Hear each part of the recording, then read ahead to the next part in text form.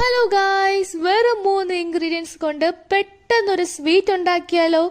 അതിനായി ഒരു ജാറിൽ 1/2 കപ്പ് തേങ്ങയും 1/2 കപ്പ് വെള്ളവും ചേർത്ത് ഒന്നരച്ച് തേങ്ങാപ്പാൽ എടുത്ത് നമുക്ക് മാറ്റി വെക്കാവുന്നതാണ്. ഒരു പാനിൽ 250 കപ്പിൽ ഗോതമ്പ് മാവ് ഒന്ന് ചെറുതായി റോസ്റ്റ് ആക്കിയതിന് ശേഷം അതിലേക്ക് നേരത്തെ മാറ്റി വെച്ചിരിക്കുന്ന തേങ്ങാപ്പാൽ ഒഴിച്ച് കട്ടയൊന്നുമില്ലാതെ മിക്സ് ആക്കി എടുക്കാവുന്നതാണ്.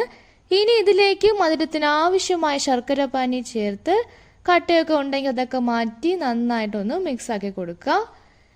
ഈ ഒരു രീതിയിലായതിനു ശേഷം ഇതിലേക്ക് 1 സ്പൂൺ നെയ്യ് ചേർത്ത് കൊടുക്കാവുന്നതാണ്. ഒന്നും കൂടി നന്നായി ഒന്ന് മിക്സ് ആക്കി നെയ്യൊക്കെ ഒന്ന് തെളിഞ്ഞു വരുമ്പോൾ ഇത് മറ്റൊരു പാത്രത്തിലാക്കിയാൽ നമ്മുടെ സിമ്പിൾ സ്വീറ്റ് ഇവിടെ റെഡി ആയി കഴിഞ്ഞു. ഈ റെസിപ്പി നിങ്ങൾ ഒന്ന് ട്രൈ ചെയ്ത് നോക്കൂ, ഉറപ്പായിട്ടും എല്ലാവർക്കും ഇഷ്ടമാകും.